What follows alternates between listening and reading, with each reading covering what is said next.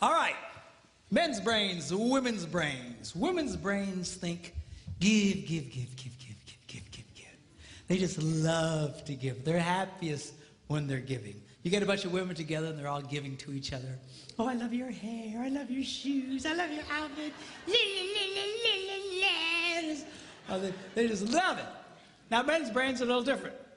Men's brains think take, take, take, take, take, take, take, take, take, take, take, take, take, take, take, take.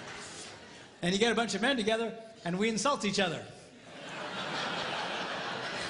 We do. You're fat. You're ugly. You smell. Thanks, man. You know, I mean, that's...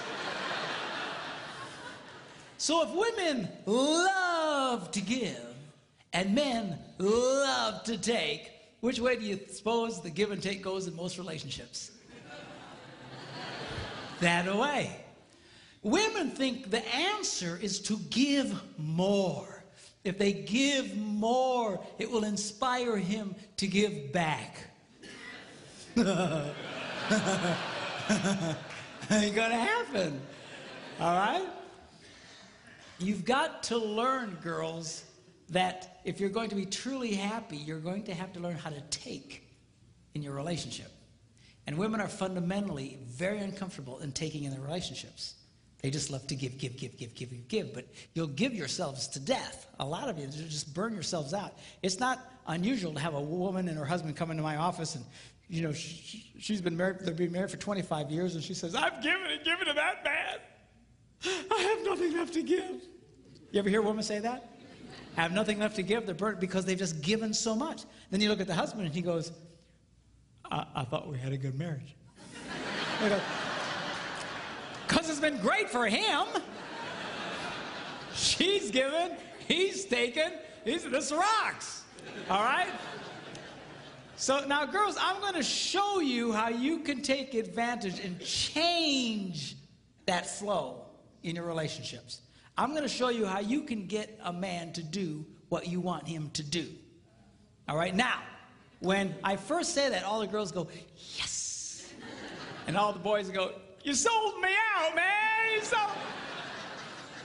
But be cool, because the guys like this part. It's the women who hate it. I get more static from women over what I'm about to tell you because fundamentally they hate taking in relationships. They think that he should just, just give on his own. He should just give. They're hoping, when I say get a guy to give to them, they're hoping I'll say, bad guy, bad, bad, bad. You need to give more. And that's what a lot of these people do in some of these seminars. They beat up on guys. You need to be more.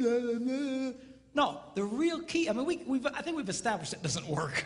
Okay, the real key is to change the woman's perspective and empower you because you, in fact, have the power to change this. But a lot of women have been so affected by over-romanticized concepts in marriage that they don't understand this. They really think that if he really loved me, this would all just happen automatically. If he really cared about me, la la la la la la la la la la. A lot of women really struggle with this concept because they tend to live in this false romantic fantasy land.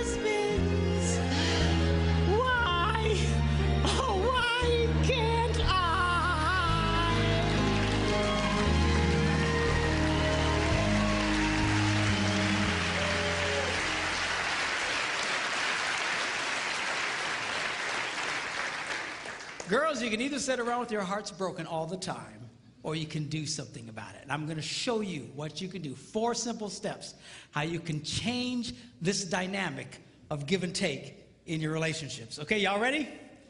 Here we go. Number 1, how to get a man to do what you want him to do.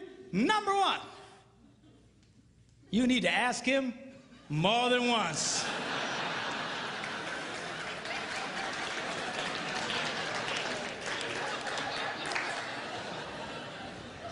Asking a man to do something once is like never having asked him to do it at all. Why is that? Men are always in such a take mode. We're constantly take.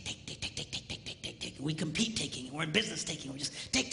We're just in this take mode. And all of a sudden, his wife will say to him, honey, will you do such and such for me? And his left brain says to his right brain, you hear something?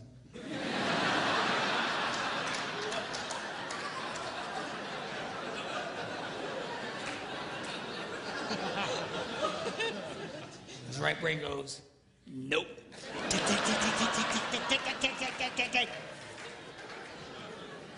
It takes more than once to get through to the boy. Now, a lot of women, they think that, that their husband, they're holding out on him. That we are sitting there intentionally not doing what he asked us to do, just because we're full of hate. But I promise you, when you asked it, it went in one ear, spun around his nothing box, and shot out the other one. And he doesn't remember jack about what you said. Now, when I was first studying this, I thought, this can't possibly be true.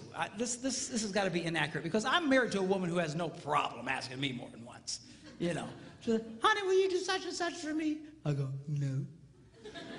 Come on, sweetheart, do this for me. No. She says, come on. She's got the thing, she pats my cheeks. You're such a good husband. Do this thing for me.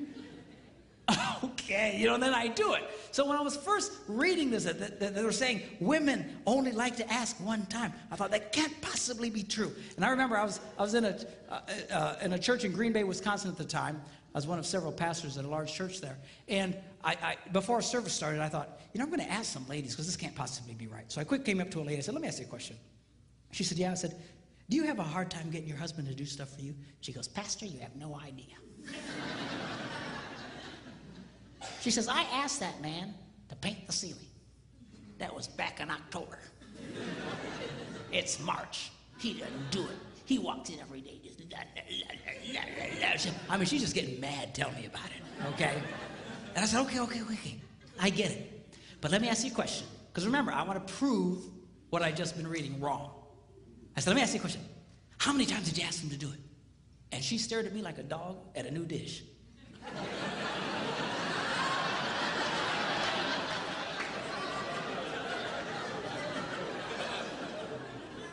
She said, once.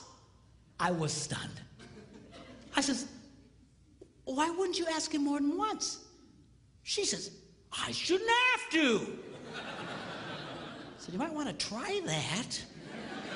I got away from her. Went to another woman. I said, come here. And she says, what? I said, let me ask you a question. Do you have a hard time getting your husband to do stuff for you? She says, Pastor, you have no idea. She says, I will ask my husband, honey, put away the laundry, and I'll stick it right in the middle of the living room. And he didn't do it. He just walks over the top of it. He just walks around it. It'll sit there for a month. And she asked me with all seriousness, she said, Pastor, can't men see laundry?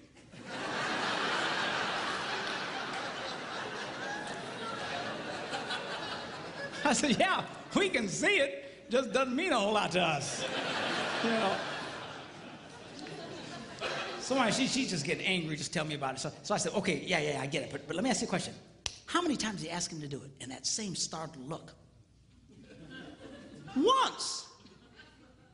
I was amazed. I said, once? Why wouldn't you ask more than once? I shouldn't have to. Time was running out, church was going to start, and I grabbed another lady real quick. I said, come here. She says, what? She said, do you have a hard time getting your husband to do stuff for you? She says, Pastor, you have no... Apparently I'm a complete idiot because I have no ideas. But you have no idea. And she goes on to start living out the horrible transgressions of her idiot husband. And I asked the same question. Okay. But how many times do you ask him to do it? Once. I said, why? Why wouldn't you ask more than once? She says, I shouldn't have to. Ladies, are you listening to me? You have to.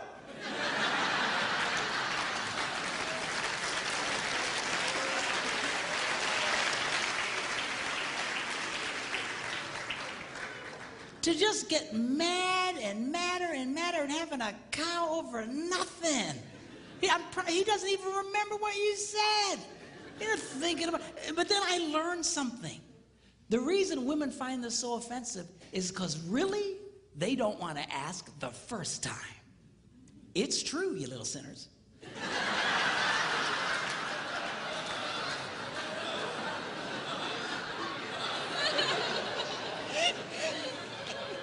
Because over the rainbow, if he really loved me, I wouldn't have to ask. Well, come on. Just ask him again. Ask him again. What's the big crime here? You know what it is you resent the fact that he's resistant to do it, because not only do you want him to do it, you want him to want to do it. You do.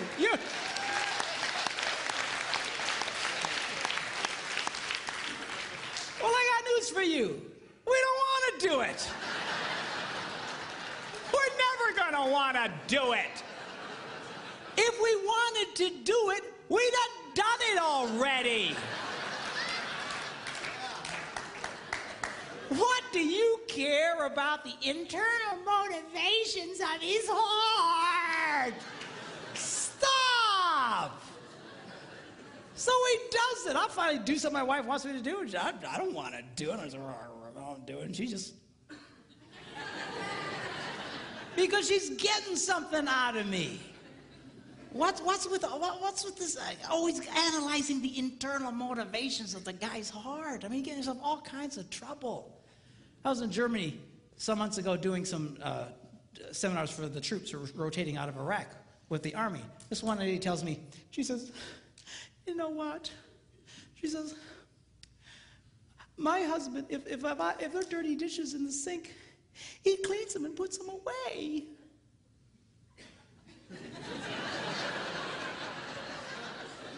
I go, yes, and? She said, well, I asked him, why do you do that?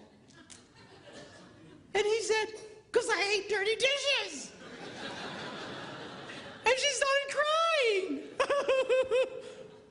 I said, lady, most women think they died and went to heaven if their husbands. Yeah, but I wanted him to say, well, I do it because I love you.